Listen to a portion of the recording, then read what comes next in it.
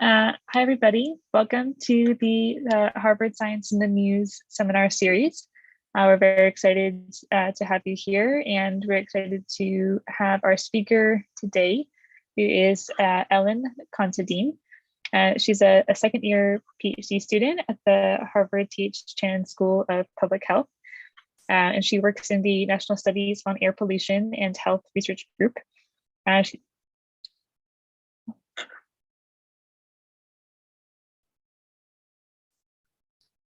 Great, thanks. And I just want to check. Oh, it looks like there was a little bit of a Wi-Fi lag. Should we be recording, or is it automatically doing that?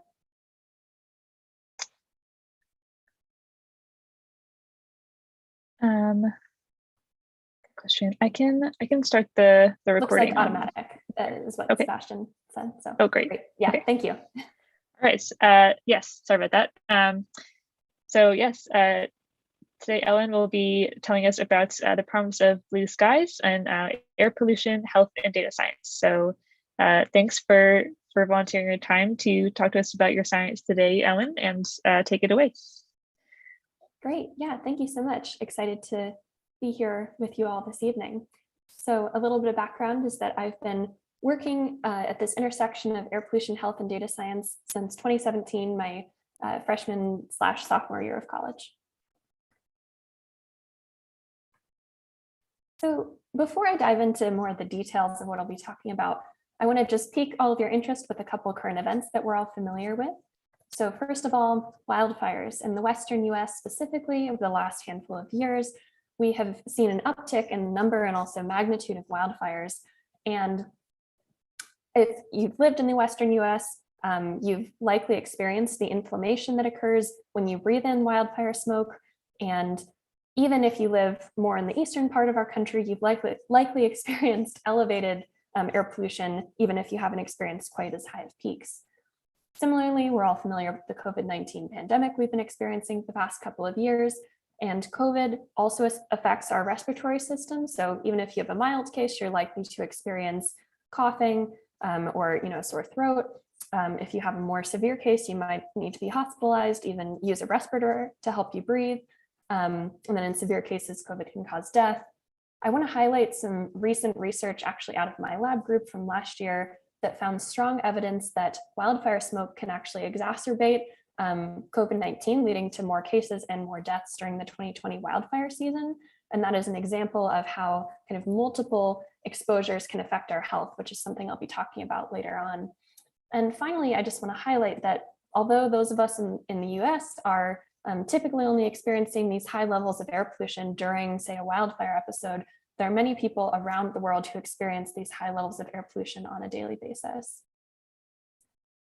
So what will I be talking about this evening? I'll start with an overview of air pollution and its health impacts, going into several sources of air pollution, how air pollution affects our health, and who is most vulnerable to these health impacts.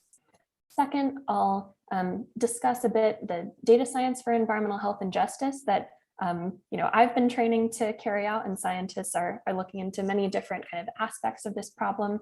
So I'll discuss a bit how do we know that air pollution impacts our health, what sort of science goes into answering that question, what sort of tools do we require to do this type of science, and what changes are occurring both in how data is collected and how that data is used. Last but not least, I will dive into the intersection of climate change, air pollution, and health.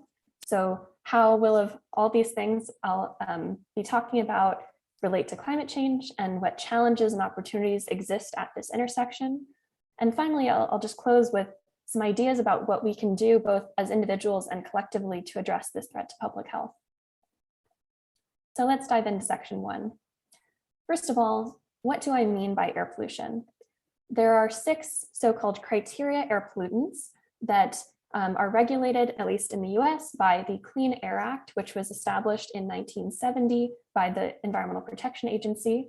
And I'll run through the list. You don't have to remember all of these, but the first one's particulate matter. And during this talk, I'll be spending a fair amount of time talking about PM 2.5, which is, you can think of it as very tiny particulate matter that can be especially harmful to our health. There's also ground level ozone, which is a different type of ozone than we talk about kind of higher in the atmosphere with relation to the ozone hole. And this is, closer to where we breathe. Nitrogen oxide, sulfur dioxide, carbon monoxide, and lead. And I really just want to point out that these are all related to, but not the same thing as greenhouse gases, such as carbon dioxide, which we hear about in the context of climate change. So during this talk, I'll really be focusing on the first three, which are mostly kind of relevant for health, and specifically, again, PM2.5. So now I'll talk about some major sources of air pollution. First, we have anthropogenic sources, so related to human activities, and these include emissions, say, from our cars, trucks. We have emissions from factories, such as when we generate our energy, for instance, burning coal. We have, especially in lower and middle income countries, smoke from when we use cooking stoves or fires within our homes. And even, in higher income countries, such as the United States, even just gas stoves can release some air pollutants into our homes. And also in lower resource context, especially when there isn't a robust waste infrastructure, trash burning is a common way to just try and get rid of some of the trash that's otherwise cluttering the ground. And that is also a source of some very toxic air pollution. So in addition to these anthropogenic, human-caused emissions, we also have some natural sources of air pollution, including wildfire smoke, as I mentioned earlier, and also dust storms. And the reason that I'm putting those little stars around natural is that even though these emissions aren't directly, or sources of air pollution aren't directly the result of human activities, they can still be related to human activities. For instance, our forestry practices can kind of contribute to the amount of air pollution that we might be getting from wildfires. And similarly, our agricultural practices or other kind of land use activities affecting our soil can impact kind of the ability of dust storms to loft dust into the air. So that's all to say that most of these sources of air pollution that we experience on Earth are somewhat related to human activities, either directly or indirectly. And that'll come in especially during the last part of the talk. So a quick poll just to kind of gauge the room and segue into more talking about the health impacts of air pollution. So this graph is showing just some of the major causes of death in the world. The y-axis is annual yearly deaths in the millions. So we have cardiovascular diseases, cancer, dementia, diabetes, road injuries, malaria, kind of spanning a whole bunch of different types of death. And I'll just give you a hint here that cardiovascular diseases is the #1 cause of death in the world. So that should help you kind of calibrate. So the question is, where does air pollution rank on this scale of all these different causes of death? And I'll give you about 20 or 30 seconds.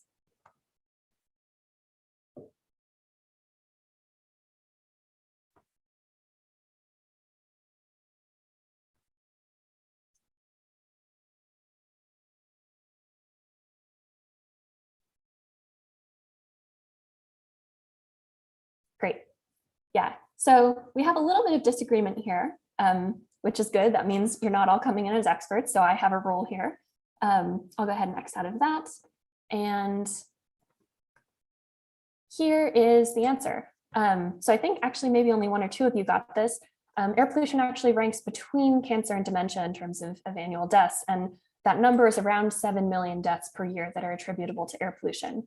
And just for context, about 4 million of these are from outdoor, or also called ambient pollution, and 3 million are from indoor pollution. And most of the indoor deaths are attributable to cooking stoves, like kind of fires within people's houses.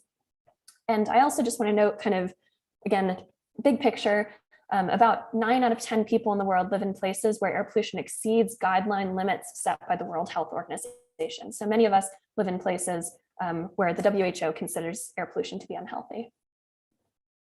So we've heard this number 7 million. How are these deaths distributed across the world? The next couple of slides, I'm going to show you a couple maps that will hopefully help you to get a sense of where all these deaths are occurring.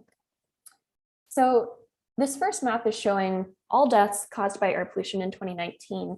The units are deaths per 100,000, and that color scale is shown along the bottom. So you can see the kind of warmer colors mean more deaths per kind of 100,000 people. And one thing that I just want to point out is in the US, even though we have this darker shade of blue that's maybe sitting around 20 deaths per 100,000, if we multiply that by our population size, we're still looking at around 66,000 deaths per year. So, we're not talking tiny, tiny numbers. And especially then if we think of countries, like China or India that have much larger population sizes, and also from this map have much higher numbers of deaths per 100,000 people. That's, helps you to get a sense of where those 7 million deaths are coming from. This next map I want to show in contrast to the deaths map. And what I'm showing here are DALYs, or disability adjusted life years. And what DALYs are is a combined metric of both death, so years of life lost from people's kind of life expectancy in each country, and also a measure of their reduction of quality of life. So right here you see that there's a much kind of higher concentration of DALYs on the African continent, especially compared to the rest of the world. And an interpretation of this is that in kind of these lower income countries, there are many other causes of death. We're talking malnutrition, infectious disease, et cetera. So, kind of compared to other countries in the world, we might not see kind of as many deaths assigned to these countries, but still there are kind of many, many years of people's lives that are being affected by air pollution, making their lives worse. So now I'm going to show you a couple maps of two specific types of air pollution to kind of demonstrate a difference in air pollutants. So this first one is looking at outdoor particulate matter. And again, this is looking at deaths, and you can note that these tend to be clustered with the higher rates of death in Asia, North Africa, Eastern Europe. Whereas by contrast, this is a map of outdoor ground level ozone, so in contrast to particulate matter. And here, these deaths are kind of distributed much more broadly. And the reason for this is that particulate matter tends to be emitted more by combustion of various materials, whereas ozone tends to be catalyzed by a combination of sunlight and then chemicals that are emitted by industrial processes. So here, countries that have more kind of industry manufacturing tend to have more ozone. So that's just an example of, when we're talking about air pollution, we do have kind of different pollutants spread in different places throughout the world. So now let's dovetail into how air pollution is actually impacting our bodies. How is air pollution kind of leading to these deaths or these DALYs? So the first system of our bodies that's really affected by air pollution, we have kind of the most health evidence of effects, is our respiratory system. And this makes sense because we're breathing this air pollution into our lungs, and that can make us cough, make us develop asthma, exacerbate asthma, kind of decrease our lung function in general. The second kind of major system that air pollution can affect is our cardiovascular system. So especially in the case of, say, PM2.5, that fine particulate matter, those particles are actually small enough that they can pass over into our bloodstream and then can be transmitted into our hearts, leading to health outcomes such as stroke. And a really concerning third category of health impacts that I wasn't aware of until I started doing this research is air pollution's effect on birth outcomes and child development. So whether a child is in utero or kind of growing out in the world, air pollution can affect lung function, mental development, and a whole bunch of other kind of physical and mental developments. So for instance, a recent study found that about 16% of new cases of asthma in the world are caused by nitrogen dioxide. And a 2021 study also found a relationship between air pollution exposure and lower academic achievement in both, I believe it was maths and like reading, writing. For people at the other end of the age spectrum, Alzheimer's disease and related dementias are, we're increasingly seeing evidence of relationships with air pollution there. And across all ages, we do see an exacerbation of mental illness, such as anxiety and depression associated with air pollution. And finally, cancer can be affected by air pollution, most intuitively, again, lung cancer, but also other types. And this is a bit of a kind of preview of section 3 when I'll be talking more about climate change. But while we're talking about health impacts, a study last year also found evidence of relationships between these different kind of environmental exposures that are expected to increase under climate change. And so what I'm showing in this kind of cartoon diagram is that air pollution on the top is impacting health, as I just talked about. We also, I think many of us know that heat can impact our health, whether we're talking dehydration, heat stroke. Pollen can affect most of us through some sort of allergy. And then under climate change, there is research evidence suggesting that we might have more air pollution, and this is rather intuitive if we think again about wildfires. If we have hotter temperatures, drier kind of landscapes, we would expect to maybe have more wildfires and more smoke. Heat also may encourage more plant growth, and some research has suggested even more kind of allergenic pollen affecting people's health. And then that study last year found that in addition to kind of the 3 individual health impacts from these exposures, the synergistic or kind of combined effect of all of them is actually worse than kind of the 3 if they were on their own. So these are just kind of some things that we have to be aware of, is that, again, changing conditions might mean different impacts on our health from air pollution. Now I want to switch gears into an important topic that I think has been kind of gaining some attention over the last couple years, environmental justice, and specifically environmental injustice is defined as when environmental consequences, such as air pollution, are distributed unequally in a population. So I have this little picture to kind of illustrate what that means. And this is specifically when we have environmental injustice with respect to air quality. We term that air inequality. So if we imagine people living in these houses, they're experiencing a lot more air pollution than these other people living in these houses. And commonly, what we see in the data is that low-income people often are in this scenario of having much higher air pollution than people with high income. So that means inequality by socioeconomic status. And also, especially if we're talking the United States, people of Black or Hispanic race or different kind of marginalized ethnicities typically will experience more air pollution than non-Hispanic white people. And a study that was just published last year found that these air inequalities between these different groups have actually been increasing, even though overall air pollution in the United States has been decreasing. Another interesting study that I want to just kind of introduce you to was one last year that termed this concept a pollution advantage, which is when a certain group is exposed to less air pollution than is caused by their consumption of goods and services. So if we consider a group of people, all of the different things they're buying, the places they're traveling, et cetera, and the air pollution that's associated with those activities, kind of how do those two amounts of air pollution measure up? So in the United States, non-Hispanic white people experience a 17% pollution advantage, meaning that we experience 17% less air pollution than is caused by our consumption of goods and services. By contrast, Black people in the United States experience a 56% pollution disadvantage, and Hispanic people experience a 63% disadvantage, meaning that these groups experience about 1.5 times more air pollution than is caused by their activities. And I also just want to note here that these numbers may be kind of a conservative estimate because they were just based on people's location of residence. And if we accounted potentially for rates of people working outdoors or say taking public transportation where they might be exposed to even more air pollution, that might lead to some higher estimates. So that's just kind of food for thought. Now, let's go into the question of, why does this happen? Why are we seeing this air inequality?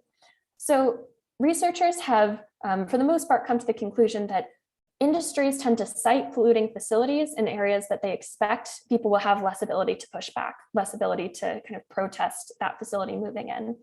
And the most common kind of reason or scenario that this takes place in is lower income or less well-educated communities that industries don't think will be able to kind of push them out.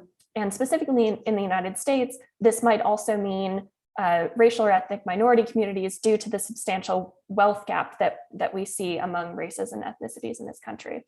And if instead, some advocates have pointed to cases where it seems like a facility or an industry has kind of intentionally targeted a community by race, then we term this environmental racism. And I'm including in the handout a link to a really good resource that was just made interactive to kind of explore more of what this environmental racism concept is, if you're interested. So, I've just talked about, these industries, moving into certain communities to site their polluting facilities.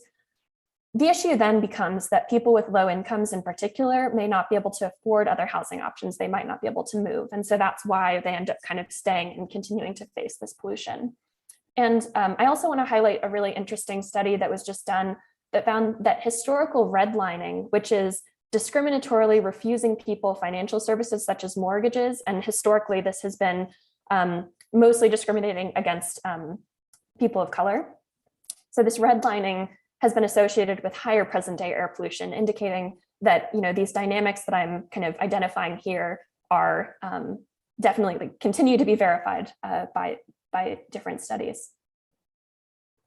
So another kind of concern we have to have in the environmental justice space is that in addition to marginalized groups experiencing higher levels of air pollution, they might actually experience kind of worse health impacts given the same amount of air pollution. Then they might be more vulnerable.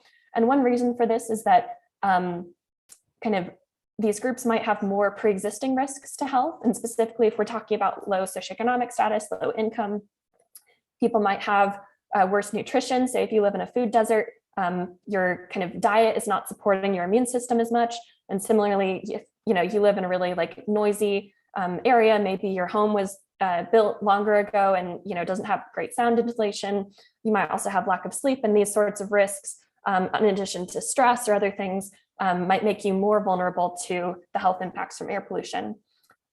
Similarly, if you have low income, you might have less access to health services and information, both affecting your ability to kind of prevent exposure in the first place and to get treatment and or consistent medication once you start experiencing health impacts. So with that, I'm going to wrap up section 1. And just as a reminder of kind of everything I've taken you through so far, we've talked about the some major emissions kind of sources, major sources of air pollutants in the world, the distribution of deaths and DALYs as a result of this air pollution, some of the ways that air pollution impacts our bodies, and possible interactions between different environmental exposures under climate change scenarios.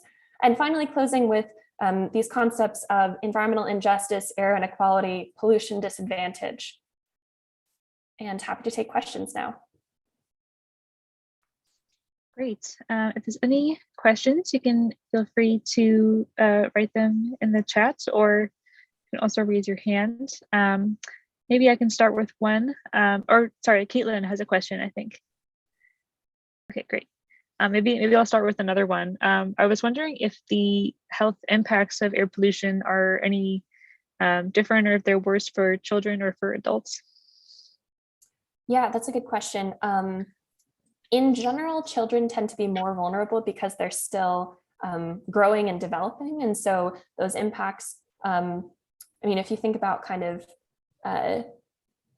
how long that air pollution might kind of then affect their health for the rest of their lives, that's one thing.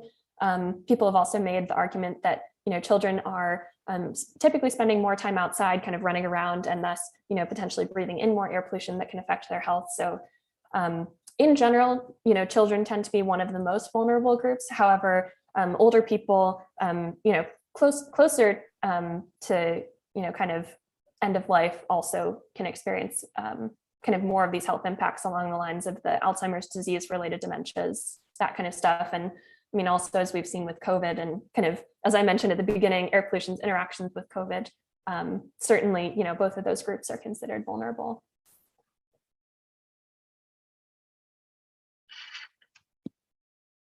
My question was about the map of the deaths and the DALYs.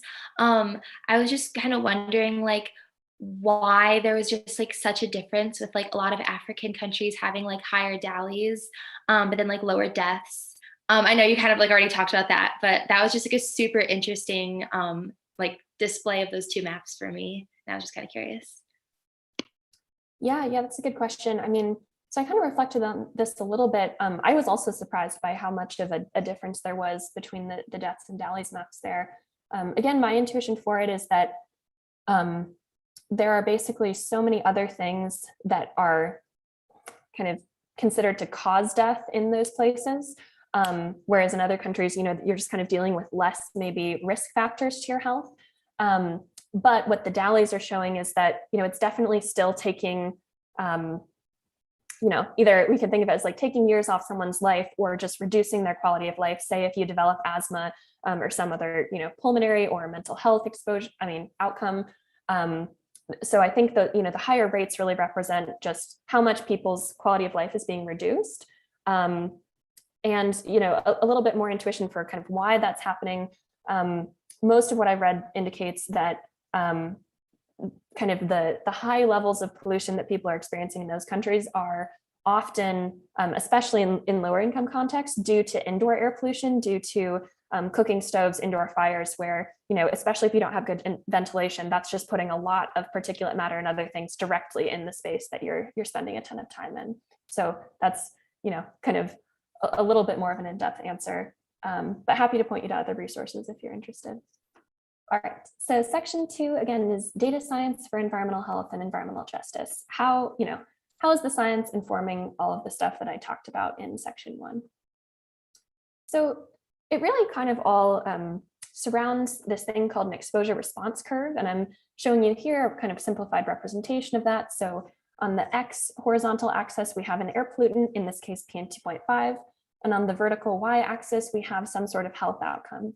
In this case, I am using the relative risk of asthma hospitalization. And you can think of relative risk as kind of like a % increase, or, kind of how much worse we anticipate the number of asthma hospitalizations to be, how much bigger we expect that number to be as air pollution changes. So the way to interpret this is if I go to a specific spot on the horizontal axis, I go up to that line, and then I think about, kind of the corresponding place on the y-axis, that's the relative risk, or the whatever health outcome we're looking at. And the reason that an exposure response curve like this is useful is that, a data scientist can send this to a policymaker, and the policymaker can say, okay, if our average PM2.5 is here and we move it down to here, that difference between those 2 points on the y-axis is, how much we expect our health to improve. Another use case of these exposure response curves is in generating those heat maps, the ones that Caitlin referred to earlier for the deaths and DALYs. And specifically, if we're able to kind of do this analysis on a subset of people for which we have health data and air pollution data, then if we have air pollution data across that whole area, or at least estimates, we can kind of say, oh, we think this many deaths are occurring in this population due to air pollution, even if we haven't been able to do the health analysis over that whole population. So that's kind of a motivating factor for why we want these exposure response curves. So in the next couple of slides, I'm going to talk you through a couple different complications, when we're performing these analyses, and it's to give you kind of a flavor of what data science have to both do and what people in, say, my program are learning about. So one of these complications is something called confounding, and this is illustrated by this diagram here. So this purple arrow is corresponding to that relationship of interest that I showed you on the exposure response curve between PM2.5 and asthma hospitalizations. So that's what we're interested in estimating. But there's this other factor, at least one of these other factors, in this case, low socioeconomic status or low income. And this other factor is affecting both the exposure, PM2.5, and the outcome, asthma hospitalizations. And the idea is that in section 1, I showed you that low socioeconomic status is associated with higher PM2.5.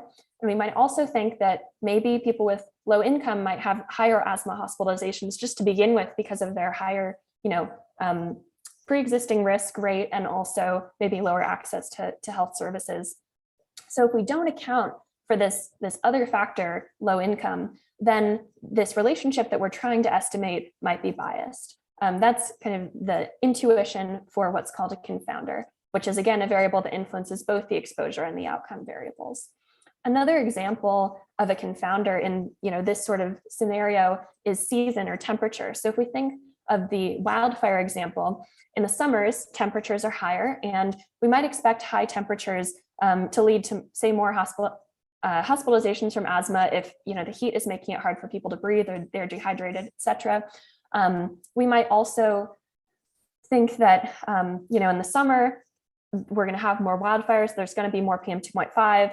And so again, we could think of, high heat in the summer as, again, leading to more PM 2.5 and also more asthma hospitalizations.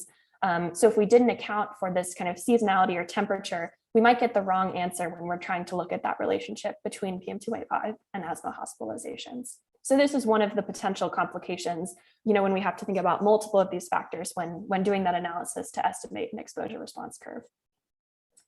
Another common issue or thing that we have to think about is, what if different groups have different exposure response curves? So what if they experience different health impacts given the same amount of air pollution? And one example of this is related to one of the questions we got earlier on kind of different health impacts by age. And so in this case, I'm showing an exposure response curve plot where there's one curve for people, kids less than 18 years old, and we have one for adults. And we can see that the one for kids is higher. So the way to interpret this is, for a given level of PM 2.5, the relative risk of asthma hospitalization is greater than that for adults. Another example of effect modification is that by socioeconomic status. So we can see here, similar plot, but instead of children being on kind of this, steeper line, it's people of low income who would experience, for a given level of PM 2.5, kind of more risk of asthma hospitalization than people of high income. So kind of switching gears from the analysis part to the data part, which is another super important part of data science. In order to estimate those exposure response curves, we need air pollution data, really in all the different places that we want to be able to do our analysis. And so what I'm showing you here on this map is the global distribution of air quality reference monitors, which are considered kind of the gold standard for measuring air quality. If you have one of these monitors, you're getting good data. You're getting a good representation of what the air quality is. The issue is that, so a recent report found that half of the world's governments don't produce air quality data. As you can see on this map, there are these large gaps, specifically in many lower and middle income countries. And so these countries that don't produce air quality data are home to about 1.4 billion people. And additionally, about 62% of countries don't share real-time air quality information. And what that means is, you can think of real-time air quality information as, there's really high air pollution on a day. Say in the US, that might mean there's wildfire. And you might get an alert on your phone that says, hey, the air pollution is really high, maybe you shouldn't go out for a run. But these countries, home to about 2.1 billion people, don't get these sorts of air quality alerts. Another thing that was really troubling that this report showed is that the countries with more severe air pollution tend to have less available monitoring data. And this kind of goes along with those countries just having less resources, both to whether it's regulate their air and also then to buy these monitors so that they can tell what their air pollution levels are. Another kind of thing I want to point out is that if we zoomed in on the United States, even though it looks like we have pretty good monitor coverage, there are certain parts of the US where we actually have very little monitoring data. And some research has suggested that some of the US counties with actually higher air pollution try to not have a monitor so that they don't get busted, they don't have to actually clean up their air. So this is an issue kind of across the world that there's potentially biased placement of these monitors, leading to kind of, in many cases, insufficient air quality information for doing our data analyses. However, there are many different groups of people, scientists, policymakers, nonprofit organizations that have been working on filling in these air quality data gaps using different tools. So this little diagram is showing we have these government operated sensors, the reference monitors I showed you on the last slide. But in addition, we have potentially these low cost sensors. So cheaper, kind of more portable, that you can put either like on the side of your house, an office building, a school, potentially could also be attached to like a truck or a bus, or even carried around by people during the course of an experiment. Also a cool source of data is from satellites. So satellites can take images of the Earth, relatively consistent basis every day or maybe twice a day. And then we can use algorithms to kind of infer based on how dim that image is between the satellite and the Earth. They can infer using these kind of algorithms how much air pollution is in the atmosphere between the satellite and the ground, which is pretty cool. And just for kind of reference, so you can get a sense of what these monitors might look like. So up here we have a reference monitor, which is about the size of a shed. Here we have kind of a more medium grade monitor that's maybe the size of a large microwave. And then here we have a low cost sensor, and I think these are about 4 inches high. And another just kind of cool source of information that I want to highlight is that we can use statistical or mathematical models to kind of like infer, make educated guesses about the air pollution between the areas where we have data. So we can, again, kind of use math to help fill in some of these gaps as well. And just to touch a little bit longer on the low-cost air quality sensors, which some of my research also focuses on, I want to show you this map. So this is showing Purple Air, which are a really common brand of low-cost sensors distributed across Los Angeles. And California, unsurprisingly, has serious concerns about its air quality, in part due to wildfires, in part just to urbanization. And so you can see there are actually a lot of these low-cost sensors in Southern California. And also I want to point out that you can see kind of these city-wide or even sometimes neighborhood level gradients in terms of the orange, worse air quality, and then the green, better air quality. And that kind of highlights some of their use cases. And again, the kind of potential for these low-cost sensors to help fill in data gaps is that they cost orders of magnitude less than these reference monitors. And Purple Air actually sit kind of at the lower boundary, $250 per sensor. So not nothing, but much better than the reference monitors. So some of the current uses of these low-cost sensors include giving people real-time risk alerts. So if there is a really high pollution day, you can look on the Purple Air map and see that, and maybe plan your day accordingly. They can also be used to identify hotspots. So say if we looked at like this orange dot that has the really high number, if across days we saw that that spot tended to have much higher air pollution than the areas around it, that might be something, say, for a local government agency to look into. Environmental justice advocates can also use these low-cost sensors to help identify kind of pollution differences across neighborhoods, across cities. So if, for instance, this really high air pollution point also coincided with a really low-income neighborhood, that might be a place that they could target with kind of additional funding, or kind of use as an example of kind of an area that would be helped by a changed environmental regulation. And one thing kind of going along with the advocacy is that many different kind of projects have found that local regulators tend to really like local data. And even just for people living kind of in a city, having local data can often kind of make the problem feel more real. However, there are some challenges with these low-cost sensors.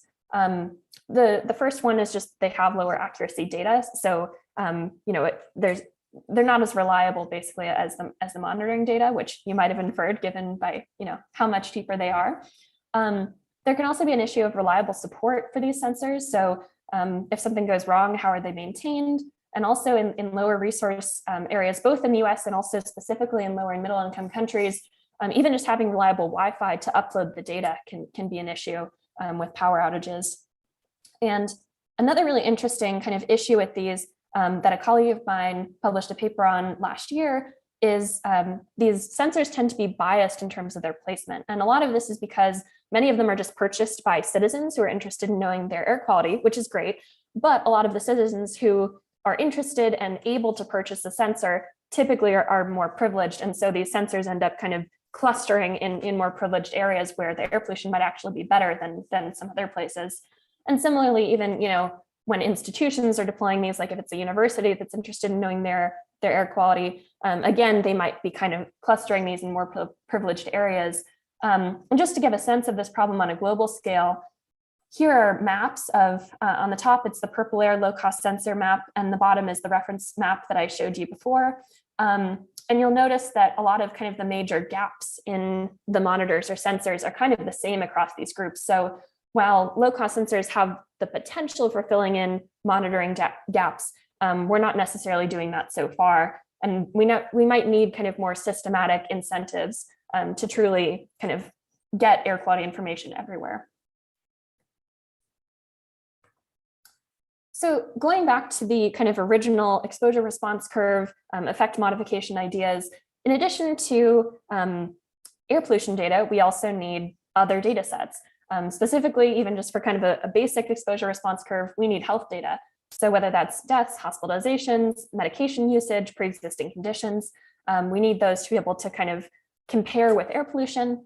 And also if we're thinking about confounding or effect modification, we also need environmental data in addition to air pollution. So things such as temperature, humidity, or pollen, especially if we're also maybe interested in looking at those interactions, like I showed on that little like cartoon diagram with scenarios under climate change. We also often use socioeconomic or demographic data, such as socioeconomic status, race, or ethnicity. Often my projects will get this data through the census. And finally, we're also interested in the composition of the air pollution. So I've been talking a lot about PM2.5, but we also have those other 5 criteria air pollutants, and then some others that are kind of even more specialized. And for each of these air pollutants, they're going to have different health impacts, both individually and also when we put them together. So recent research has really started diving into this problem of kind of air pollution mixtures and how you both collect enough data on all of those different air pollutants, but also how you kind of statistically like tease them apart. So that is an active area of research in this field. And I just want to close this section with a couple of thoughts on the kind of open data, open science movement. So in general, we have probably all heard some about kind of the era of big data and how data is really cool because it can lead to more science, more innovation, more just like knowledge for us all to share. In the scientific world, it also is really important for reproducibility. So either other scientists trying to replicate someone's results, or also just kind of helping other scientists along by sharing their code or their data, which other people can then go use in their projects. Like this is all a really cool kind of opportunity for data curators, data scientists, policymakers to kind of harness all of our technology for kind of generating new insights and potentially pushing forward for positive change. I just will kind of highlight though that attention in my field is health data privacy concerns. So while we want to kind of share as much data as possible and facilitate future data science innovation, we also have to be really conscious that we're kind of taking all the precautions. I mean, there are regulations that force us to do this, but also just ethically. So that's just something to kind of pique your interest into this world of data science and how we balance these potentially conflicting interests. With that, I will wrap up section 2. And just as a reminder, this section started out with kind of discussions about exposure response curves, some potential complications there, such as confounding and effect modification.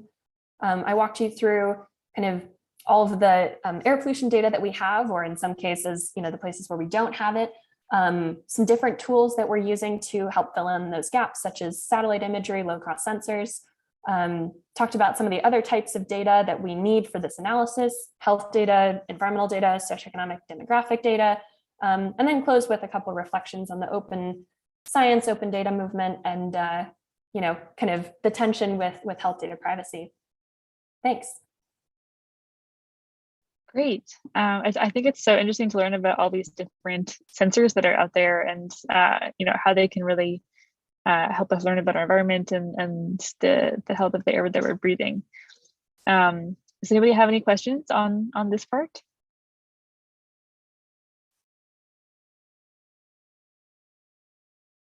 I guess I have one. Maybe if people are thinking of them. I talked about these apps or different things that can help provide people data locally on their air quality. Do you think there is a need to couple this kind of access to the data with some more educational initiatives in order for people to be able to truly be able to understand what that data means for them and their health? And is that is providing the number enough, or is there any kind of statistical background or background information that people would need to be able to make sense of these? Yeah, that's a really good question. I can tell you on the various apps that kind of already exist, they typically will tell you, okay, here's like an air pollution index for today. And they often have it associated with like color of like, today is a green day, like, you're free to go outside, versus like yellow, orange, red, and then they have kind of associated, like I think orange is unhealthy for sensitive groups. Red is just like unhealthy. If you get into like the purples, it's like super warning, don't go outside. So that's just kind of like a basic thing that already exists. But in general, I agree with you that I think accompanying the kind of, low cost sensors, air quality information push with kind of health education initiatives is really powerful and needed. And a cool project that I think is kind of pioneering in that space is, I'm from Colorado, and during my undergrad, I got involved with a project that was using low cost sensors in Denver, the capital of Colorado. They put a whole bunch of these low cost sensors at public schools and kind of use them both to monitor air pollution kind of around those schools. And, for instance, say like, okay, today is a really bad day, like we shouldn't send the kids outside for recess. But they also kind of turned it into a broader education initiative, both for the kids, who then hopefully will be aware of this issue kind of throughout their lives, but also for the community, and really use that as a baseline, for instance, for campaigning for, certain construction projects to be done more thoughtfully near these schools, and, other kind of things supporting air quality regulations in and around Denver. So that's just one example, I think, of how these things can kind of be tied together to create broader scale change that actually helps people also just feel more engaged.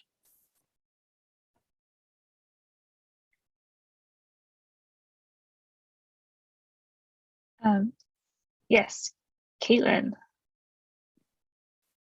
So this is another question regarding the map and everything.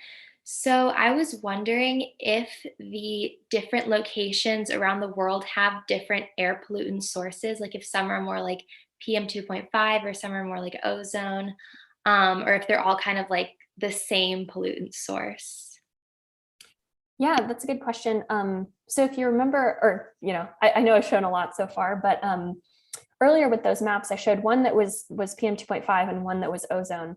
And if it's helpful, I can go back to those. But in general, we did see that PM 2.5 was a lot more kind of high, or at least more deaths were attributed to PM 2.5 in like Asia, North Africa, Eastern Europe, whereas ozone was more kind of spread out among slightly higher income, more industrialized countries, even including the US and also in Asia and Europe. So certainly there are kind of different mixtures of these pollutants in different parts of the world, depending on sources. And I'll actually be getting into that a little bit later, that different countries do have very different kind of sets of emissions. I'm remembering even, kind of in some of the Northern African countries, like dust storms are actually like a huge source of air pollution, whereas in many other countries in the world, it barely shows up on the chart. So certainly, yes, like different kind of like economic structures and also just like natural conditions can lead to very different sources of air pollution, and then kind of resulting mixtures.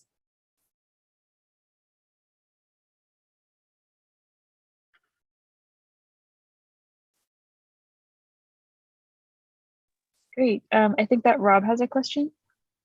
Yeah, I had a question. You were mentioning that you had multiple different sizes of these sensors, and these can be placed based on accuracies and accessibility and things like that.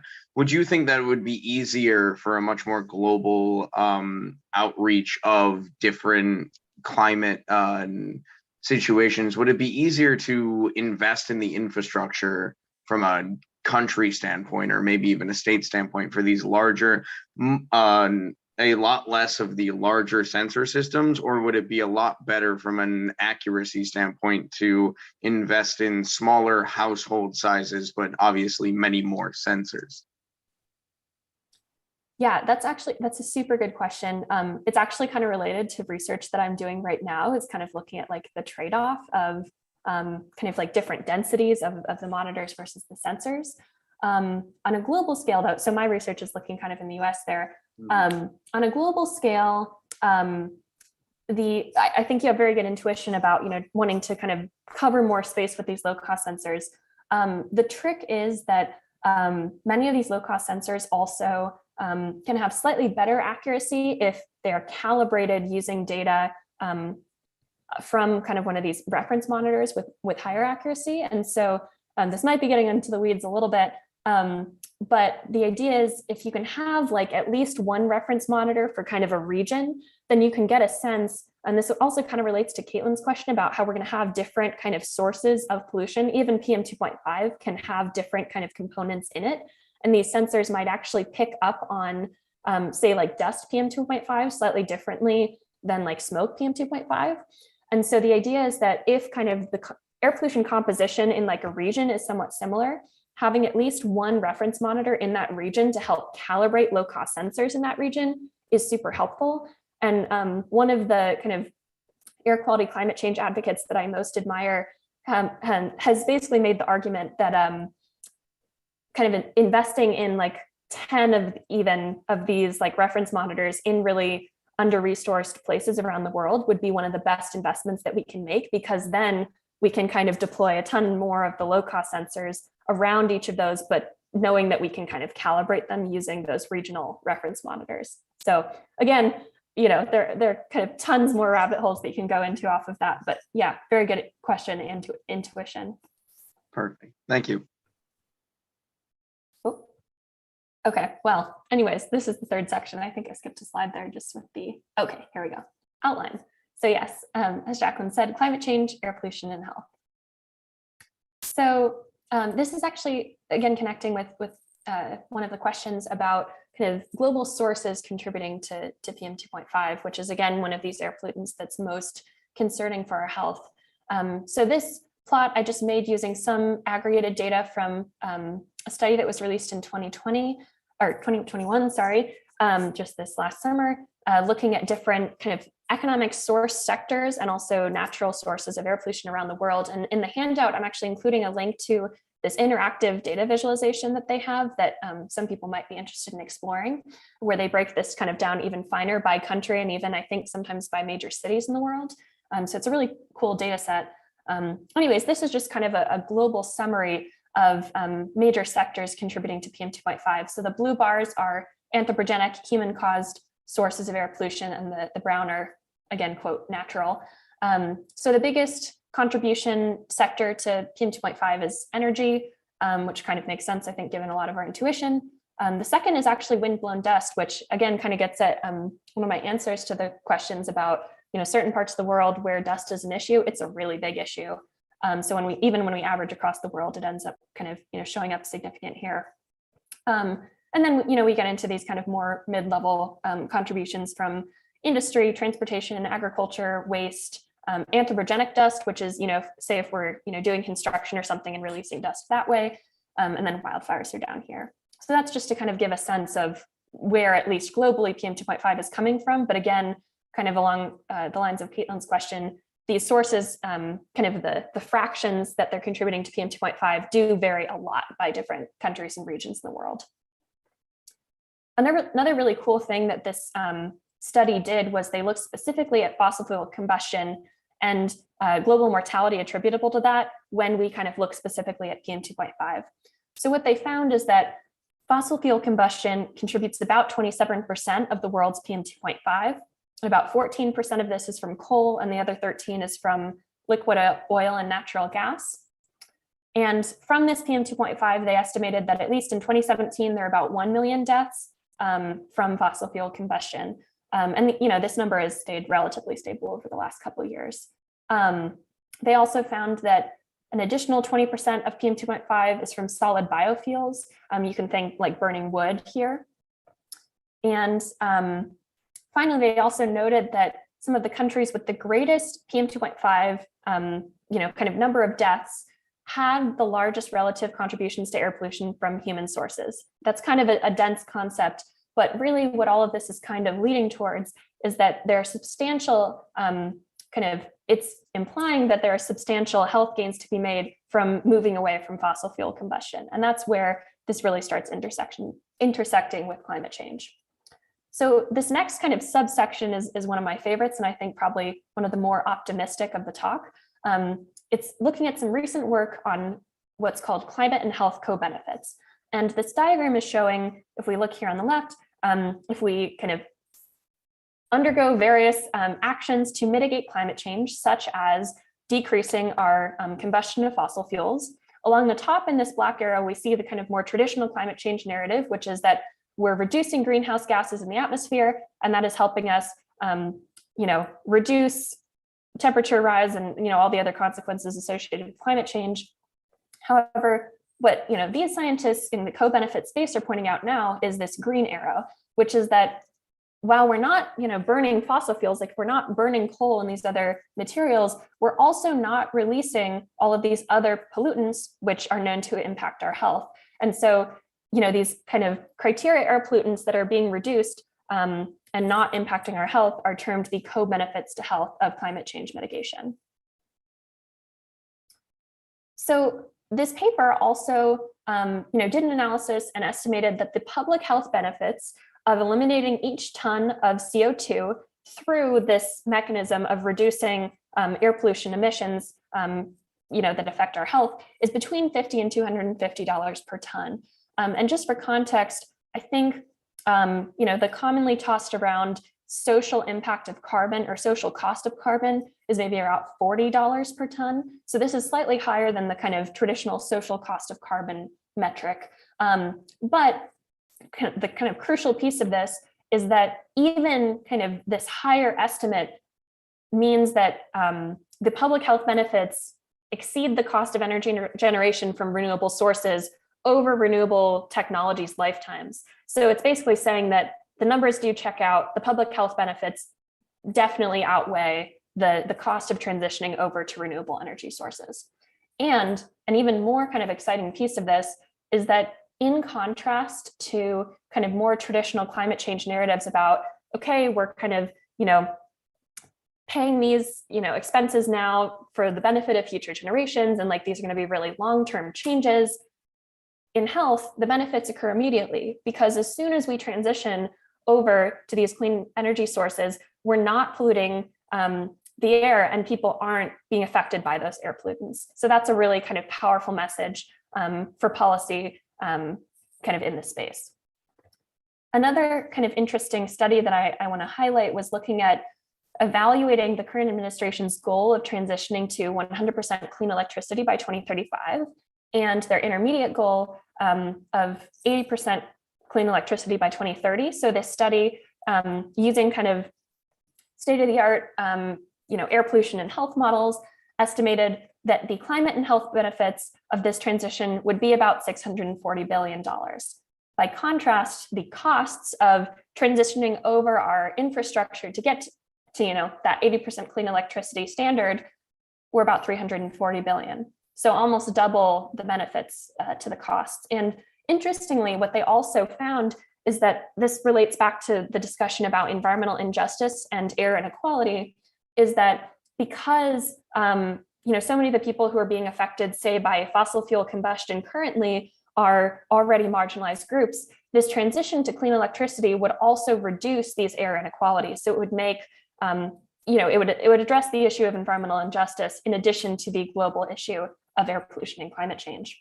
And another thing that I want to point out here is that these numbers are all just looking at the US. And so if we think about kind of, especially related to those maps I showed at the beginning, about the different kind of health burdens that countries around the world are experiencing with air pollution. And the US was actually one of the better places in terms of deaths per 100,000 people. I mean, if we think about scaling this up to those countries where they had the highest kind of impact of deaths or DALYs attributable to air pollution, these are pretty jaw-dropping numbers. I'll also just mention some challenges that people have pointed out kind of while we're in this process of decarbonizing. So there's something that people have called regional leakage, and that's the concept of, okay, say there's one state in the US that really, implements, changes to their energy generation. They, really are cutting way back on their emissions. Maybe even they don't have any air pollution emissions anymore, but they are downwind of a state that has basically made no changes. Maybe they even increased their, coal combustion. And so that state that, has kind of is no longer emitting air pollution is still maybe being impacted by the downwind air pollution from that other state. And if we think about this both kind of in a regional and global scale, this will pose challenges in terms of kind of policymaking and incentives. And this, I was kind of thinking about how this ties back with the idea of a pollution advantage or disadvantage, but more on just kind of a larger scale. Another issue that people have pointed out is that we might just kind of, in this kind of interim period, experience shifts in where and when the air pollution is kind of affecting people. And one example, which I'm showing in this diagram here, is in the case of electric vehicles. So currently, we have, if we're thinking of kind of like a major city center, we have a bunch of people commuting in every day, and their cars are releasing emissions that are probably, kind of especially concentrated during rush hour in that city and affecting people's health there. By contrast, when people start transitioning over to electric vehicles, we're no longer on kind of the commutes impacting, say, the city center as much during the day. Instead, we might be more affecting the people who live near power plants, assuming that we still are, generating some of our electricity using kind of unclean sources. And so this is, again, a sense of like, these people over here might kind of feel like they're, we're doing the right thing and everything like that. But, these people who are living by the power plant are still experiencing that pollution. So that's, a challenge that we will face in this transition. It's one argument for just trying to make the transition happen quickly, but there are also researchers who are currently trying to look at ways that we can kind of mitigate these issues. And one just really interesting kind of way that people have been looking at shifts in emissions is looking at air quality changes during the COVID-19 lockdown. And I won't go too much into this, but I just think it's a really cool example of scientists identifying kind of a natural experiment by which we can then, kind of infer or predict changes in the future. So to kind of wrap up and then look forward here. So we've talked about a lot of things in this talk. I started off again in section 1 with some major sources of pollution, the distribution of deaths and DALYs, some of the ways that air pollution impacts our bodies, potential kind of health interactions under climate change, environmental injustice and air inequality. In section 2, talked about kind of these exposure response curves that can be used for informing policy or further health analysis, some of the complications here in terms of the science, different data sources and tools that we can use to do this analysis, and some kind of concerns with the data. And in this section, I've kind of walked you through some major different sectors of our economy that are contributing to pollution, the impact of fossil fuel combustion, and then this really exciting space of climate and health co-benefits, and then some of these kind of challenges in the interim.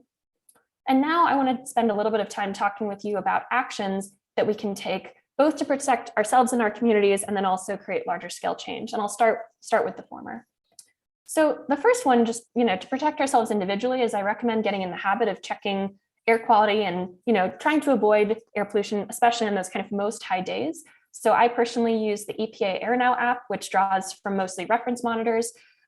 If you're interested in looking up the purple air map, or especially if you live in a place that's not super close by a reference monitor, looking at this kind of map of low-cost sensors is a good way to go. Second, we can all help to reduce local air pollution. So, walking, biking, taking a bus instead of driving our individual cars can help. Respecting aisle-free zones, such as, not kind of parking your car and keeping it running near a school. These are all helpful things. And last on this slide is just kind of helping to cultivate community awareness of air pollution and its health impacts. So this, I think, gets at Jacqueline's question from section 2 on kind of, building on our knowledge of air pollution and its health impacts, and kind of trying to cultivate that greater sense in our communities. So an example is related to that Denver program I mentioned, advocating for school-based programs, especially because kids are some of the most kind of susceptible or vulnerable to these health impacts. If you have the interest and the ability, installing a low-cost sensor either at your house or banding together and trying to kind of raise money to put one in, say, a community center. And these are a couple, again, brands of these low-cost sensors that are pretty popular. So these are all kind of ways more in an individual and community level. Turning our eyes to kind of larger scale changes. The first thing is voting in support of clean energy, waste reduction, environmental regulation, and science. And I mean both voting with your ballot and also with your purchases. So if you have the ability to electrify, that's great. Reducing waste is also really critical, both in terms of waste directly contributing to air pollution, but if we also think of the more stuff we're buying, the more stuff we're basically transporting, and so transportation emissions also come into play. Second, keeping an eye out for opportunities to email or call your representatives. I've found the easiest way to do this is to be on, say, like an email list from one or more organizations. These are a couple that I follow that will send me notifications about, this bill is coming up for, like discussion, email your senator, local representative if you think that, it's something you want to support. And lastly, if you have the ability to supporting neglected technologies, innovation, and advocacy on a broader scale. And one organization I'll just point out is Clean Air Task Force, and they were named the #1 kind of most effective climate change charity by the group Effective Altruism. And to close, I just want to give you a bit of kind of my outlook and specifically how I kind of stay optimistic in the face of these really large scale and concerning challenges. And the first that I have really kind of become even more aware of during my time in graduate school is all the ways that scientists, policymakers, and advocates are currently working together to address these challenges. There's certainly, so much more that we could be doing, that so many more ways that we can all be working together, but there are many people who are already kind of pushing forward progress kind of at these intersections of our disciplines. Second, I want to highlight a couple newish air quality data initiatives. So one is an organization called OpenAQ that is working on both collecting and kind of publishing real-time air quality data across the world, a combination of data from both reference monitors and low-cost sensors. And just last year, the US Environmental Protection Agency allocated $100 million for both community air monitoring and environmental justice projects. So we are taking steps even in this country to address these issues. Related to environmental justice, I just want to highlight that this is an especially troubling issue because it's, there are just so many layers of social justice and racism and, economic inequality and, just all these things, public health, all bundled together.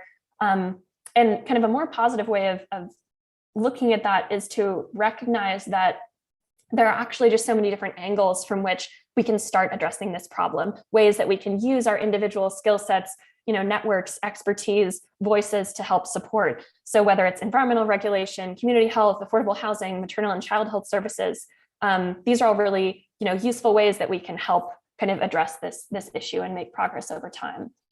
And lastly, just the thing that, again, I am kind of most optimistic about is the recent research on the climate and health co-benefits, because really, what we're seeing time and time again is the health benefits totally make economic sense in terms of, investing in these climate change mitigation strategies, investing in the clean energy infrastructure. And that is a message that we should all be shouting from the rooftops, both kind of in our political spheres and also just kind of in our communities. And of course, there is a lot of kind of room to grow. Currently, less than 20% of countries around the world have even assessed the health benefits of their national climate mitigation policies.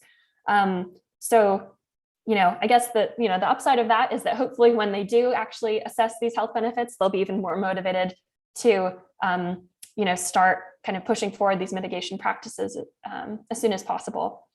And lastly, if you're someone like me who sometimes feels overwhelmed by just kind of the amount of negativity in the news, I recommend finding a news source that will keep you informed about these sorts of environmental issues, but also kind of inspire you by different ways that people are kind of going about, doing their part to chip away at these issues, or even just mindsets. And I personally subscribe to a newsletter called The Climate Optimist, which sends like a once a month newsletter that I find really helpful. With that, I'm going to go ahead and wrap up. So again, in section 3, we talked about some of these major sources of air pollution from different economic sectors, the contribution of fossil fuels, these climate and health co-benefits, and some of the challenges we will likely experience while decarbonizing, but hopefully in the short run. And also just mentioned these actions on both the kind of individual, community, and broader scale that we can do, and ways that we can hopefully stay somewhat optimistic and not be paralyzed by the scale of these problems. And I'm also happy to take any questions on the last two sections as well. Thank you all for your time and attention. Great. Thank you so much, Ellen, for that wonderful talk. I definitely learned a lot. Are there any questions on the last part? Maybe while people are thinking of questions, I'll just mention I put a link to a very brief feedback form in the chat. If any of you who attended could help us out and fill out this form, that would be really helpful. So we can continue to improve our communication and our seminars in the future. All right, well, let's give a virtual round of applause for Ellen. Thanks again for sharing your expertise. And thanks to everybody for attending our seminar. Thanks again for having me.